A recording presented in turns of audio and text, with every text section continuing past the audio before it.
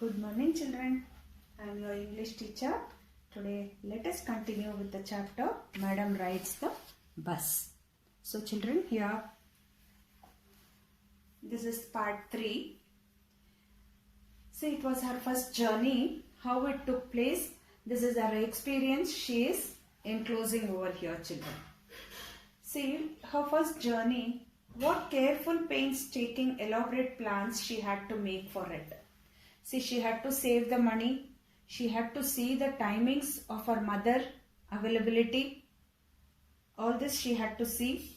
And then she had to travel all alone with so much of risk.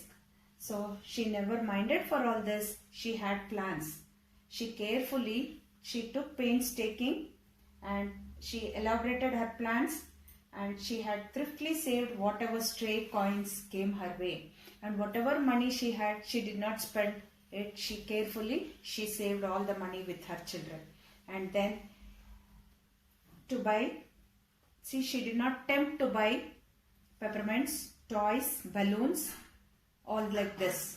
And finally she had saved a total of 60 paise, that is her bus fare, that is 30 paise towards going and 30 paise towards coming back, children. And how difficult it had been, particularly that day at the village fair. So there was a village fair and it was very difficult for her. Without spending the money, she had to save the money here for spending it for the ticket, children, because she had an intention to go round in the bus. So she resolutely means controlled with determination, that is suppressed. I have written there, see, children. And so what she did here is, she stifled a strong desire to ride the merry-go-round even though she had the money. Even though she had the money, ಜಾತ್ರೆಯಲ್ಲೆಲ್ಲ ಇರುತ್ತಲ್ಲ, ಅದನ್ನ ಏನು ಹೇಳ್ತೀವಿ, merry-go-round, ಅದನ್ನು ಸಹ ಅವಳು ಆಡಲಿಲ್ಲ. Why? Because she wanted to save the money, children, here. After she had enough money, she saved, and her next problem was how to slip out of the house without her mother's knowledge. But she managed. And how she managed is, every day, see, after her mother's lunch, she would go to sleep from 1 o'clock to 4 o'clock. And so Valli always used these hours for her excursions as she stood looking from the doorway of her house.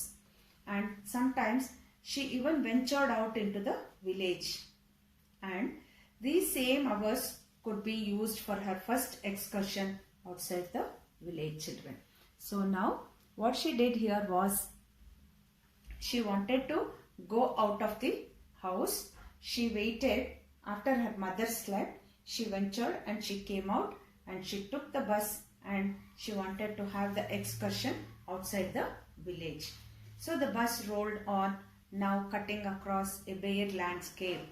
So the bus started to move and now rushing through a tiny hamlet or past an odd white side shop. Sometimes the bus seemed on the point of gobbling up another vehicle, that is overtaking another vehicle, and that was coming towards them, or a pedestrian crossing the road. But lo, somehow it passed on smoothly, leaving all obstacles safely behind. Trees came running towards them, but then stopped as the bus reached them and simply stood there helpless for a moment by the side of the road before rushing away in the other direction. Suddenly, Valli clapped her hands with glee. A young cow, tail high in the air, was running very fast, right in the middle of the road, right in front of the bus. The bus slowed to crawl, and the driver sounded his horn loudly again and again. But the more he honked, the more frightened the animal became, and the faster it galloped, always right in front of the bus. You know that any animal, when we give a loud voice, it will jump, it will shout, and it will run. So the same thing happened when the driver was horning the bus, when he was giving the honk sound. So somehow this was very funny for Valli to sit in the bus, and she laughed and laughed until there were tears in her eyes. See, when we continuously laugh with not emotion, this is for happiness. When we laugh, tears will roll from our eyes. So the conductor says here, "Hey lady, haven't you laughed enough?" Called the conductor. "Better save for tomorrow. Keep some laugh for tomorrow," he said, children. At last the cow moved off the road, and soon the bus came to a railroad. Crossing a speck of a train could be seen in the distance, growing bigger and bigger as it drew near. So now what happened here is, it rushed past the crossing gate with a tremendous roar and rattle, shaking the bus. And then the bus went on and passed the train station. From there it traversed a busy, well laid out shopping street. It came into the shopping street and turning entered a wider thoroughfare. Such big bright looking shops, what glittering displays of clothes, other merchandise, means other things for sale it was there. Such big crowds were there, but she never minded looking all at that. Then she struck dumb with wonder. Valli gaped at everything. Then the bus stopped and everyone got off except Valli children. Hey lady, the conductor says again, aren't you ready to get off? This is as far as your 30 paise takes you. You have paid me 30 paise and it's time for you to get down now, he says. No, Valli said. I am going back on the same bus. She took another 30 paise from her pocket and handed over the coins to the conductor. See children, and why is something the matter? She is asking him. If I sit here only in the bus and give you 30 paise, what is bothering you? She asked. No, nothing is the matter. I just felt like having a bus ride. That's all, she says. Don't you want to have a look at the sights now that you are here? He is asking. You don't want to go to the shopping mall and streets, seeing the shops, everything and coming. She says, all by myself? Oh, I'd be much too afraid, she says. I'm afraid of that. Greatly amused by the girl's way of speaking, the conductor said, but you aren't afraid to come in the bus. You are not afraid to come in the bus, but going to the shop you are afraid, you are saying. And so, nothing to be afraid of about that, she answered. Well then, why not go to that stall over there and have something to drink? Nothing to be afraid of about that either. Oh no, I could not do that. Well then, let me bring you a cold drink. So he said, go to the shop, drink some drinks and come, he said. She says, no, I will not go. So he said, I will go and get you the cold drink. So no, I don't have enough money, she's telling. So just give me my ticket. He's telling, give me my ticket money, I will buy for you, he said. It will be my treat. I will give you the treat and not cost you anything. So no, she said firmly. Please no. The conductor shrugged and they waited until it was time for the bus to begin the return journey. Again there weren't any passengers. There were no many passengers in the bus. Only few people were there in the bus, children. So in the part 4, so the conductor is asking, won't your mother be looking for you? The conductor asked. So the girl gave her ticket. No, one will be looking for me, she said. The bus started and again there were the same wonderful sights. Valli wasn't bored. She was not bored in the slightest and greeted everything with the same excitement she had. And she felt for the first time. But suddenly she saw a young cow lying dead by the roadside just where it had been struck by some fast moving vehicle. The cow which was jumping when she was travelling, she saw the same cow dead on the road. Isn't that the same cow that ran in front of the bus on our trip to town? She asked the conductor. The conductor nodded. He said yes, and she was overcome with sadness.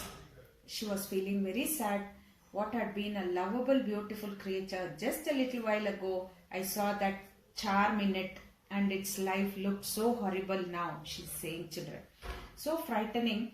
As it lay there, legs spread, a fixed stare in its lifeless eyes, blood all over. Some accident has taken place and the cow was dead on the road, and she saw that cow with full of blood stains and the eyes were opened.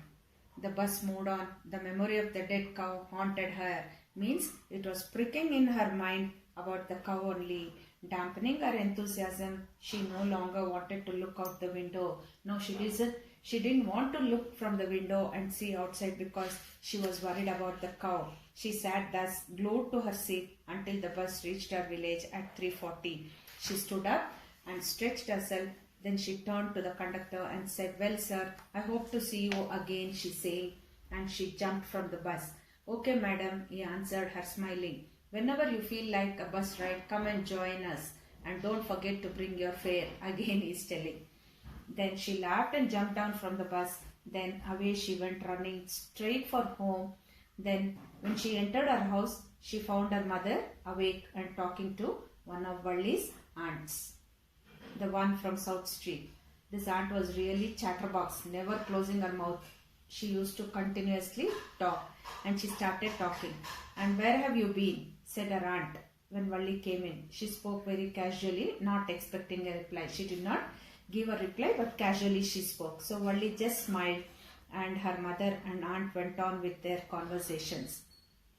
"Yes, you are right," her mother said. "So many things in our midst and in the world outside. How can we possibly know about everything?" So her mother knew that somewhere she has gone out and she came back. So she doesn't put it in that way, but she says that what is happening outside the world we cannot know. And even when we do know about something, we often can't understand it completely.